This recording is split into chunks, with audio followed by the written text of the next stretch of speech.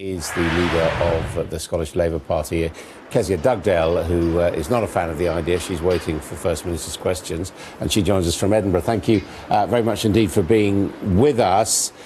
Given the strength of the Conservative Party across the UK, why wouldn't it make sense for opposition parties, the SNP, Labour, the Liberal Democrats, to work together to try and oppose the Tories, since you agree on so much? Well, this is the idea that you hear of a progressive alliance between Labour and the SNP and other parties. The reason that that will never happen, and why Jeremy Corbyn has ruled out any deals, any pacts, any coalitions with the SNP, any sort of progressive alliance, is because the SNP are not a progressive force. Nationalism is not a progressive force. Look at the SNP's record here in the Scottish Government. The reality of the matter is that they failed to ask the richest people in society to pay a bit more tax. They oppose a top rate of tax, 50p on those earning over £150,000 a year. They're actually passing on austerity to communities across Scotland just now, £170 million worth of additional cuts to our councils. And actually, ultimately, Adam, you have to recognise that there is nothing progressive about trying to break up the United Kingdom. That's what the SNP exists to do, and that's why so many people in Scotland are turning their backs against this idea of a second independence referendum. But they are rather more progressive than the Conservatives, aren't they? And don't you have to make the best of a bad job? Well, there's a lot of talk here in Scotland about people voting Conservative in the local council elections next week because of opposition to independence. And what I would say to people who are considering voting for the Tories is that if you were to vote for Labour instead, you would get two things. First, you would get strong opposition to a second independence referendum, but you would also get local councillors in your town halls standing up for public services. Every vote for a Tory to run a town hall in Scotland is a vote for austerity. It's a vote for further public sector cuts. And I think many people in Scotland want to see investment in their schools, investment in their hospitals and their local communities. You can get that with Labour because of the choices that we would make.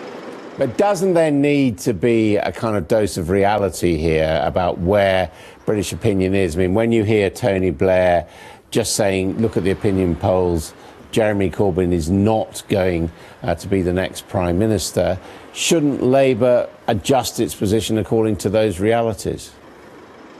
I think the reality check we need to face as a country is that we are going to elect a new UK government in a matter of weeks.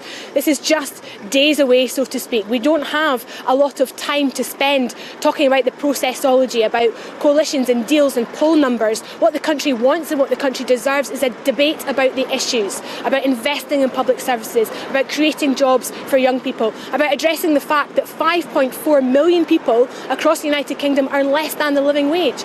Jeremy Corbyn has a plan to address that, and that's why I'll proudly campaign for him every day of the next few weeks to represent and stand up for working people in this country. But the reality is he won't be in a position to get into number 10 unless he has support in some way from the SNP and from the Liberal Democrats and possibly other nationalist parties as well. I mean, that's the arithmetic, isn't it? You know the result of the election already, do you, Adam? You're that good at predicting outcomes that you're going to just rule out every day of the next 6 weeks and forget there's a general election altogether.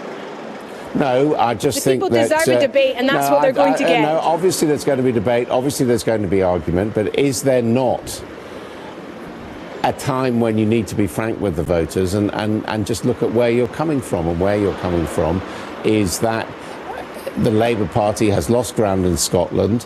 The arithmetic suggests that you might well need support from other progressive parties.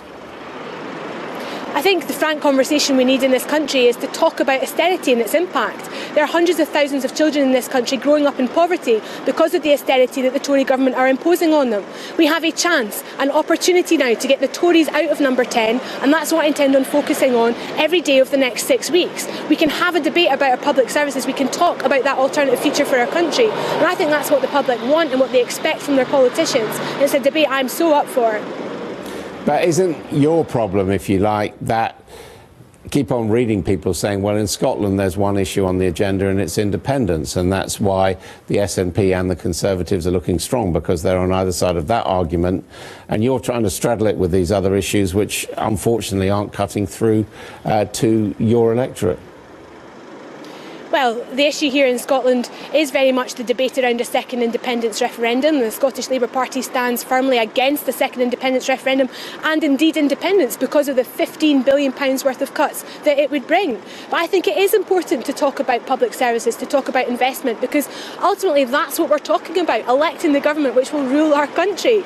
So I will take all the criticism you like, Adam, for trying to inject some reality into this debate, to talk about the issues that I hear people talking about in their communities and workplaces every day. The scandal of low pay, the lack of opportunities for young people, the reality that the rich are getting away with murder and getting tax cuts whilst the poorest people suffer, the reality of the Tories' rape clause, which sees women who are being denied tax credits pay the price of the deficit rather than asking those with the broadest shoulders to pay a bit more tax. All of these issues are worth fighting for, and that's what you'll see every single Labour politician do in the weeks ahead.